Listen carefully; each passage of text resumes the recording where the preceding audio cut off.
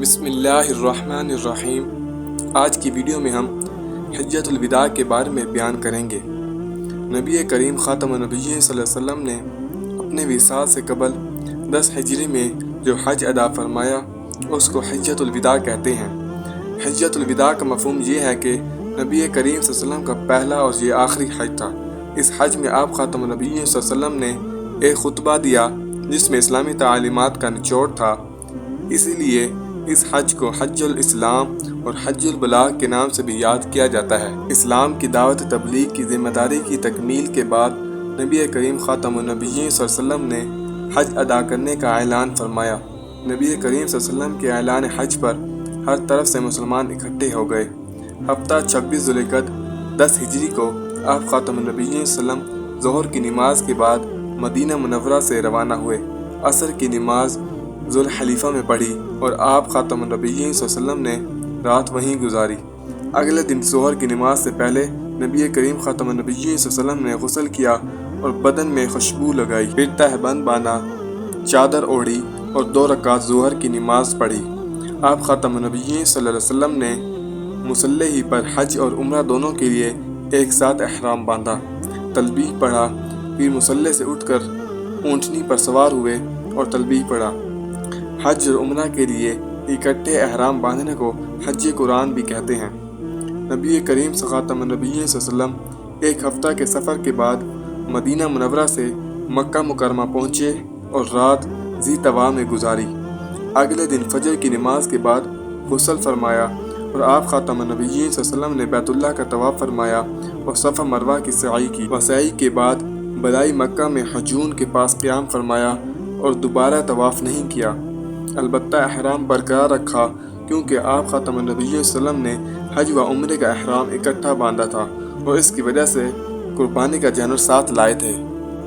8 ذی الحجہ کو آپ خاتم النبیین صلی اللہ علیہ وسلم منا تشریف لائے اور ظہر، عصر، مغرب، عشاء اور اگلے دن 9 ذی الحجہ فجر تک کی 5 نمازیں آپ خاتم النبیین صلی اللہ علیہ وسلم نے منا میں ادا فرمائیں۔ منا میں 4 رکعات والی نمازیں قصر کر کے آپ خاتم النبیین صلی اللہ علیہ وسلم نے 2 رکعات پڑھی۔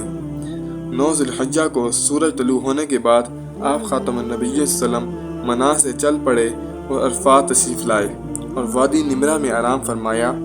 سورج ڈھلا تو آپ خاتم النبیین صلی اللہ علیہ وسلم قصوہ اونٹنی پر سوار ہو کر وادی عرنہ میں تشریف لائے اور لوگوں کو خطبہ دیا۔ خطبہ حجۃ الوداع کی تعلیمات میں آپ صلی اللہ علیہ وسلم نے کچھ نکات بیان کیے۔ آپ خاتم النبیین صلی اللہ علیہ وسلم نے قصوہ اونٹنی پر سوار ہو کر وادی عرنہ میں تشریف لائے۔ لوگ آپ خاتم النبیین صلی اللہ علیہ وسلم کے گرد جمع تھے۔ آپ خاتم النبیین صلی اللہ علیہ وسلم نے ان کے درمیان کھڑے ہو کر خطبہ دیا، اللہ کی حمد و ثنا کی، شہادت کے کلمے کہے، اللہ سے ڈرنے کی وصیت کی اور خطبہ ارشاد فرمایا۔ اس میں حقوق اللہ کے تحفظ کے ساتھ ساتھ حقوق العباد کی ادائیگی اور خصوصی تاکید فرمائی۔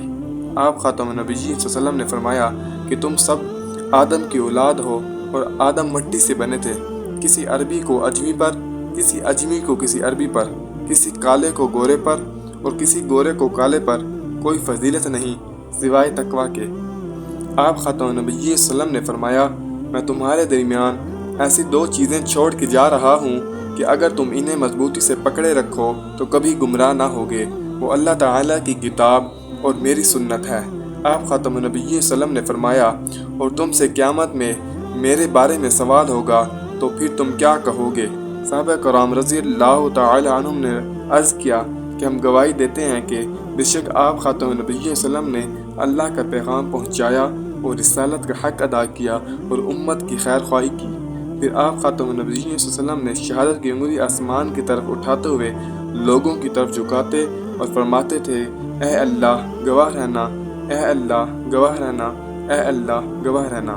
اسلام کے اصول آپ خاتم النبیین صلی اللہ علیہ وسلم نے اپنے خطبات میں ارشاد فرما دیے اور حاضرین کو دیگر مسلمانوں تک پہنچانے کی تلقین کی۔ وقوف عرفہ کے دوران یہ آیت مبارکہ نازل ہوئی جس میں اللہ نے دین کی تکمیل کی خبر دی ہے۔ ارشاد باری تعالی ہے، آج کے دن میں نے تمہارے لیے تمہارا دین مکمل کر دیا اور تم پر اپنی نعمت پوری کر دی اور تمہارے لیے اسلام بطور دین پسند کر لیا۔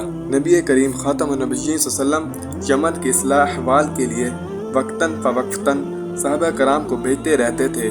آپ خاتم النبیین صلی اللہ علیہ وسلم نے حجۃ الوداع سے پہلے رمضان المبارک 10 ہجری میں حضرت علی المرتضیٰ کو 300 سواروں کے ساتھ یمن روانہ کیا۔